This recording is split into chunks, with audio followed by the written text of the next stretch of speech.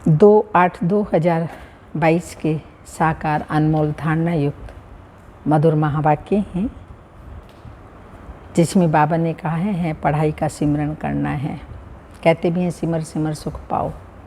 पढ़ाई का मनन करेंगे, चिंतन करेंगे तो आंतरिक खुशी होगी और शक्तिशाली भी बनते जाएंगे और नशा भी चढ़ेगा। जो सिमरन करते हैं उन्हीं बच्चों को इस ज्ञान का नशा भी चढ़ता है। फिर बाबा ने कहा विनाशी धन का नशा नहीं रखना है, ये अविनाशी ज्ञान धन जो मैं देता हूँ इसका नशा रखो। तो सुनते हैं महावाक्य बाबा के। मीठे बच्चे पढ़ाई का सिमरन करते रहो तो कभी भी किसी बात में मूंझेंगे नहीं, कन्फ्यूजन नहीं होगी। सदा नशा रहे कि हमें पढ़ाने वाला स्वयं निराकार भगवान है।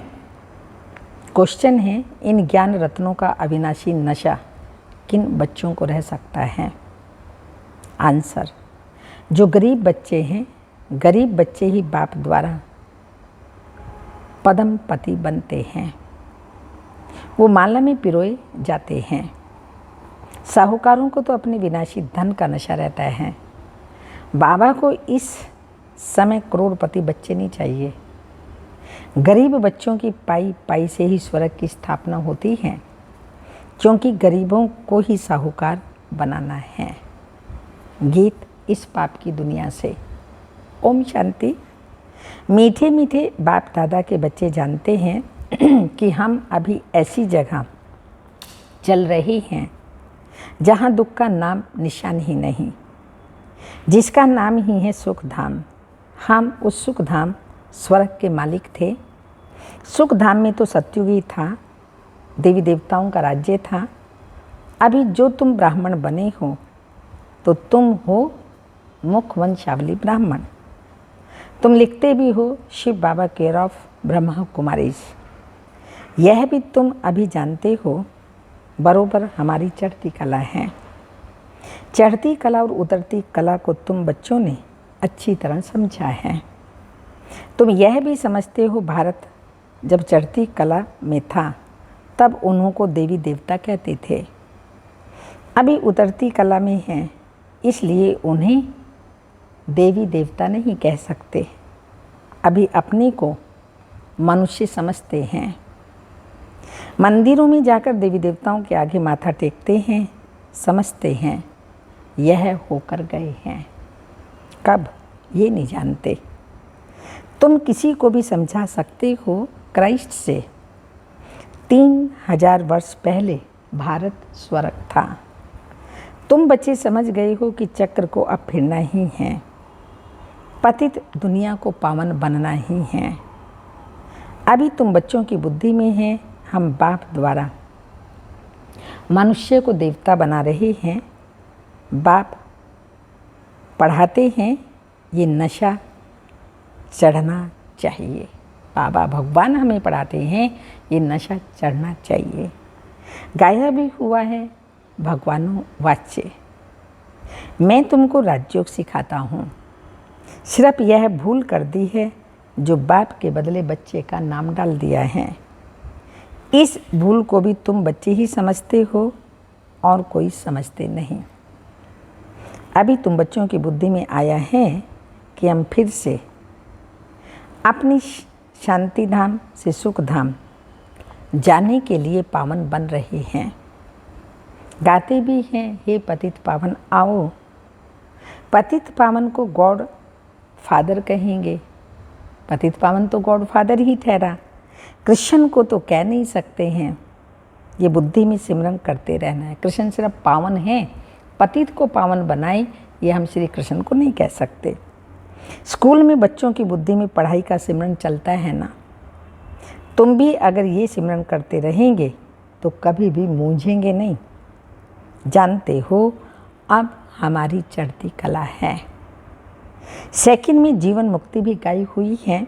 बच्चा पैदा हुआ और वर्षे का हकदार बना, परंतु वह कोई जीवन मुक्ति का वर्षा नहीं है। यहाँ तुमको जीवन मुक्ति का राज्य भाग्य मिलता है। बाप से मिलना भी जरूर है।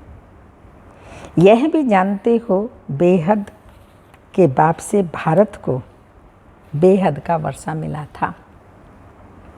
अब फिर मिलना है। अब तुम श्रीमत पर चलकर वर्षा पा रही हो। भक्ति मार्ग में किसी न किसी को याद करते रहते हैं। चित्र भी सबके मौजूद हैं, पूजे जाते हैं ना। यह भी राज बाप ने समझाया है। इन बातों को कोटों में कोई तो अच्छी रीति समझेंगे और निश्चय करेंगे, फिर कोई क्या करेंगे, संशय उठाएंगे। कोई को संशय ना आए इसलिए पहले संबंध की बात समझानी है। परमात्मा से हमारा क्या संबंध। गीता में भी है ना, अर्जुन को भगवान ने बैठ समझाया। अब घोड़े गाड़ी में बैठ राजयोग सिखावे, ये तो हो ही नहीं सकता। ऐसे थोड़ी बैठ राजयोग सिखाएंगे। अब यह तो झूठ हो गया। दिखाते हैं विष्णु की नाभि से ब्रह्मा निकला और फिर ब्रह्मा के हाथ में शास्त्र दे दिए हैं। सूक्ष्म मतन में तो हो न सके, शास्त्र आदि कुछ भी नहीं होता वहाँ पर, तो यहाँ ही सार समझाएंगे ना। ऐसे ऐसे चित्रों पर तुम समझा सकते हो। प्रदर्शनी में भी यह चित्र काम में आएंगे जरूर। सूक्ष्म वतन की तो बात ही नहीं। ब्रह्मा मुख द्वारा किसको समझाएं, वहाँ तो है ही ब्रह्मा विष्णु शंकर। तो शास्त्रों का सार किसको समझावें। तुम जानते हो ये सब भक्ति मार्ग के कर्म कांड हैं। सत्युग त्रेता में भक्ति मार्ग तो हो ही नहीं सकता। वहाँ है ही देवताओं की राजधानी। भक्ति कहाँ से आ सकती, ये भक्ति तो बाद में होती है। तुम बच्चे जानते हो निश्चय बुद्धि ही विजयी होते हैं। बाप में निश्चय रखेंगे तो जरूर बादशाही मिलेगी। बाप बैठ समझाते हैं, मैं स्वर्ग की स्थापना करने वाला हूँ, पतितों को पावन बनाने वाला हूँ। शिव को कभी गोरा सांवरा नहीं कहेंगे, कृष्ण को श्याम और सुंदर कहते हैं। यह भी बच्चे समझते हैं, शिव तो चक्र में आता ही नहीं। हाँ, जन्म मरण के चक्कर में शिव बाबा नहीं आता, कृष्ण की आत्मा आती है। उसको गोरा व सांवरा दिखा न सके। बाप समझाते हैं, तुम बच्चों की अब चढ़ती कला है, सांवरे से गोरा बनना है। भारत गोरा था, अब काला क्यों बन गया, काम चिता पर चढ़ने से। यह भी गायन है, सागर के बच्चों को काम ने जलाए भस्म कर दिया। अब बाप तुम्हें ज्ञान चिता पर बिठाते हैं, तुम्हारे ऊपर ज्ञान की वर्षा होती है। यह भी समझते हो यह एक ही सत्य का संग है। परम पिता परमात्मा जो स्वर्ग की स्थापना करने वाला है, उनको अमरनाथ भी कहते हैं। तो जरूर यहाँ बच्चों को बैठ समझाएंगे ना। पहाड़ पर सिर्फ एक पार्वती को बैठ सुनाएंगे क्या। उनको तो सारी पतित दुनिया को पावन बनाना है, एक को थोड़ी बनाना है, 10, 15, 20 को थोड़ी बनाना है। बाबा को तो पूरे विश्व को 5 तत्वों सहित पावन बनाना है, जो बना रहे हैं। एक की तो बात ही नहीं। तुम जानते हो हम ही पावन दुनिया के मालिक थे, फिर हम ही बनेंगे। झाड़ के ऊपर भी समझाया है कि पिछाड़ी में भी छोटी छोटी टालियाँ निकलती हैं। ये सब छोटे छोटे मठ पंथ हैं। पहले पहले बहुत खूबसूरत पत्ते निकलते हैं। जब झाड़ की जर्जरी भूत अवस्था होती है तो फिर नए पत्ते भी नहीं निकलेंगे और ना फल निकलेंगे। हर एक बात बाप बच्चों को अच्छी रीति समझाते रहते हैं। लड़ाई भी तुम्हारी माया के साथ है। इतना ऊंच पद है तो ज़रूर कुछ मेहनत करनी पड़ेगी ना। मेहनत तो करेंगे ना, पढ़ना भी है, पवित्र भी बनना है। आधा कल्प रावण राज्य चला और अब राम राज्य होना है। कहते भी हैं राम राज्य हो, परंतु ये पता नहीं कि कब कैसे होगा। शास्त्रों में तो ये बातें ही नहीं हैं। दिखाते हैं पांडव पहाड़ों पर गल मरे, अच्छा फिर क्या हुआ, प्रलय तो होती ही नहीं। एक तरफ दिखाते हैं बाप राजयोग सिखाते हैं, कहते हैं तुम भविष्य में राजाओं का राजा बनेंगे, और फिर दिखाते हैं पांडव खत्म हो गए। ये कैसे हो सकता है। नई दुनिया की स्थापना कैसे होगी। श्री कृष्ण कहाँ से आए, जरूर ब्राह्मण चाहिए, तुम जानते हो हम नई दुनिया में जाने का पुरुषार्थ कर रहे हैं। यहाँ ज्ञान सागर के पास रिफ्रेश होने आते हैं, वहाँ ज्ञान गंगाओं द्वारा सुनते हैं। मधुबन में डायरेक्ट जब साकार में बाबा थे और फिर ज्ञान गंगाओं के द्वारा सुनते हैं। अमरनाथ पर एक तालाब दिखाते हैं जो मान सरोवर है। कहते हैं उसमें स्नान करने से परिजादे बन जाते हैं। वास्तव में यह है ज्ञान मान सरोवर। ज्ञान ऐसे नहीं कि पंख वाले मनुष्य बना दिए हैं। वास्तव में पंख आदि की तो बात ही नहीं। ज्ञान सागर पर बैठ ज्ञान स्नान बाप कराते हैं, जिससे तुम बहिष्ठ की परियां बन जाते हो। परियां नाम सुन ऐसे पंख वाले बना देते हैं। वास्तव में पंख आदि की बात नहीं है। आत्मा के उड़ने के पंख अब टूट गए। ज्ञान और योग के जो पंख थे, बुद्धि द्वारा आत्मा उड़ती थी, वो अब टूट गए। शास्त्रों में तो क्या क्या बातें लिख दी हैं। यह भी बहुत शास्त्र पढ़ा हुआ है।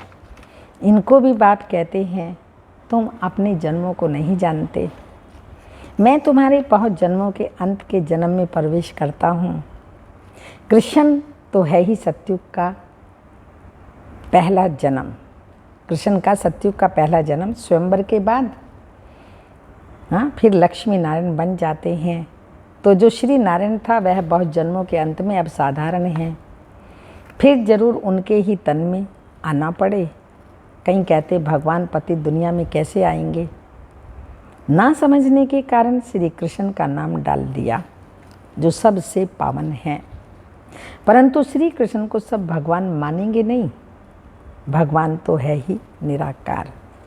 उनका नाम शिव मशहूर है। प्रजापिता ब्रह्मा तो यहाँ हैं।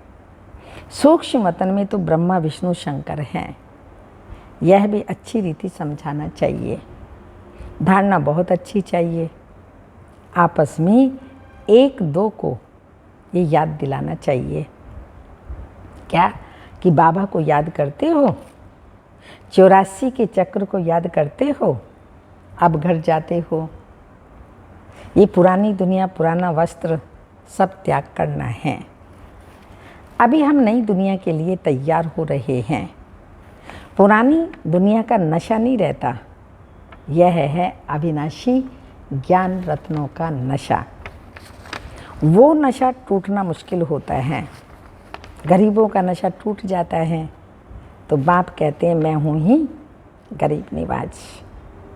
आते भी गरीब हैं। आजकल के करोड़पति को ये पैसे वाला कहा जाता है। लखपति को तो पैसे वाला नहीं कहेंगे। वो तो ये ज्ञान उठा नहीं सकेंगे। बाप कहते हैं हमको करोड़ अरब तो चाहिए नहीं। हाँ, पैसा थोड़ी चाहिए बाबा को। क्या कहेंगे, हमको गरीबों के पैसे से स्वराज्य की स्थापना करनी है। हम पक्का व्यापारी भी हैं। ऐसे थोड़ी फालतू लेंगे जो फिर देना पड़े। तुम्हारा सट्टा मट्टा सट्टा है, इसलिए भोलानाथ कहा जाता है। पुराना सब कुछ देते हैं बाबा को, और बाबा नया सत्युग में सब कुछ देता है। गरीब से गरीब ही माला में पिरोए जाते हैं। सारा मदार पुरुषार्थ पर है। इसमें पैसे की बात नहीं है, पढ़ाई की बात में गरीब अच्छा ध्यान देंगे। पढ़ाई तो एक ही है ना। गरीब अच्छा पढ़ेंगे क्योंकि साहूकारों को तो पैसे का नशा रहता है। तुम जानते हो हम स्वर्ग के मालिक थे, अब कंगाल हैं। अब बाप आया है, 84 का चक्र तो जरूर लगाना है। पुनर्जन्म भी सिद्ध करेंगे। तो तुम सिक्के लदे बच्चे ही 84 के चक्र में आते हो, यह भी तुम जानते हो और कोई को पता नहीं है। तुम जानते हो चक्र पूरा होता है, अब घर वापस जाना है। पढ़ाई को दोहराना है, सारा दिन रिपीट करना है, तब तो नशा चढ़ेगा ना। चित्र रखा होगा तो देखकर चक्र याद आएगा। गीत भी कोई बहुत अच्छे हैं, सुनने से नशा चढ़ता है। तुम अब शिव बाबा के बने हो। वर्षा तुमको अब निराकार से मिल रहा है, साकार द्वारा। निराकार कैसे दे जब तक साकार में ना आए तो कहते हैं मैं इनके बहुत जन्मों के अंत में प्रवेश करता हूँ। प्रजापिता भी यहाँ चाहिए ना। ब्रह्मा का नाम मशहूर है, ब्रह्मा मुख वंशावली। बच्चों को बाजोली भी समझाई है। हम अभी ब्राह्मण हैं, फिर देवता बनेंगे। चोटी देखने में आती है, ऊपर में है शिव बाबा। स्टार कितना सूक्ष्म है, इतना बड़ा लिंग नहीं, यह तो पूजा के लिए बनाया है। रुद्र यज्ञ रचते हैं तो एक बड़ा शिवलिंग और छोटे छोटे शालिग्राम बनाते हैं। साहूकार लोग बहुत बनाते हैं। ये सब भक्ति मार्ग में शुरू होता है द्वापर से। पहले होती है 16 कलाएँ, फिर 14 कलाएँ, फिर कलाएँ कम होते होते अभी कोई कला नहीं रही है। ये बाप बैठ समझाते हैं। बाप और कोई तकलीफ नहीं देते। नोट करते जाओ, पतियों के पति को कितना टाइम याद किया। चार्ट के लिए बाबा बताते हैं ना। अब वे बेचारी सगाई चाहिए ना, एक के सिवाय कोई याद ना आए, बुद्धि कहीं ना जाए, इसको अब वे बेचारी सगाई कहेंगे। मित्र संबंधी आदि सब भूल जाएं, एक से ही प्रीत रखनी है।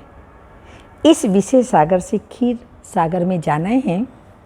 आत्माओं की बैठक तो ब्रह्म तत्व में है। क्षीर सागर में विष्णु को दिखाते हैं। विष्णु और ब्रह्मा, ब्रह्मा द्वारा तुमको समझाते हैं, फिर तुम विष्णुपुरी क्षीर सागर में चले जाते हो। अब बाप कहते हैं मामी कम याद करो, और कोई तकलीफ नहीं देते, सिर्फ कहते हैं हे आत्माएं मुझे याद करो। मैंने तुमको पाठ बजाने भेजा था, परम धाम से सृष्टि रूपी रंगमंच पर आए पाठ बजाने। तुमको याद दिलाते हैं अशरीरी आए थे, और जाना कैसे है, अशरीरी होकर जाने हैं। इसलिए बाबा रोज़ रोज़ प्रैक्टिस कराते हैं, बच्चे अशरीरी बनो, आत्माभिमानी बनो। पहले पहले तुम देवता बन स्वर्ग में आए। भगवान जब सबका बाप है तो सबको स्वर्ग में आना चाहिए ना, परंतु सब धर्म तो आ नहीं सकते। 84 जन्म देवताओं ने ही लिए हैं, उन्हों को ही आना है। ये सब बातें तुम्हारी सिवाय और कोई जान न सके। अच्छी बुद्धि वाले ही धारणा करेंगे। थोड़ा समय है, सिर्फ अपने आप को आत्मा समझो। हम एक शरीर छोड़ दूसरा लेता हूँ, 84 जन्म पूरे हुए, अब ये अंतिम जन्म है। आत्मा सच्चा सोना बन जाएगी। सतयुग में सच्चा जेवर थे और अब सब झूठे हैं। अब फिर तुम ज्ञान चिता पर बैठे हो, गोरा बनते हो, तो क्या करें, श्वासोश्वास याद करेंगे तो वह अवस्था अंत में होगी। अच्छा, मीठे मीठे सिक्की लदे बच्चों प्रति माता पिता बाप दादा की याद प्यार, गुड मॉर्निंग, डायमंड मॉर्निंग। रूहानी बाप की रूहानी बच्चों को नमस्ते। हम रूहानी बच्चों की रूहानी माता पिता बाप दादा को याद प्यार, गुड मॉर्निंग, डायमंड मॉर्निंग, ओम नमस्ते। धारणा के लिए मुख्य सार हैं, क्षीर सागर में जाने के लिए एक बाप से सच्ची सच्ची प्रीत रखनी है। एक की ही अव्यभिचारी याद में रहना है और सबको एक बाप की ही याद दिलानी है। स्वयं भी रहना है, औरों को भी एक बाबा की ही याद दिलानी है।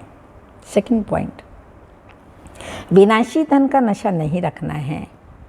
ज्ञान धन के नशे में स्थायी रहना है। पढ़ाई से ऊंच पद पाना है। वरदान, बाप की याद द्वारा उमंग उत्साह और अथकपन का अनुभव करने वाले, याद द्वारा उमंग उत्साह और अथकपन का अनुभव करने वाले कर्म योगी भाव। कर्म योगी बच्चों को कर्म में बाप का साथ होने के कारण एक्स्ट्रा मदद मिलती है। कोई भी काम भले कितना भी मुश्किल हो, लेकिन बाबा की मदद उमंग उत्साह हिम्मत और अथकपन की शक्ति देने वाली है। जिस कार्य में उमंग उत्साह होता है वो सफल अवश्य होता है। बाप अपने हाथ से काम नहीं करते, लेकिन मदद देने का नाम जरूर करते हैं, मदद देने का काम जरूर करते हैं। तो आप और बाप ऐसी कर्मयोगी स्थिति है, मैं और मेरा बाबा दोनों हम कार्य कर रहे हैं, ये ऐसी कर्मयोगी स्थिति है तो कभी भी थकावट फील नहीं होगी।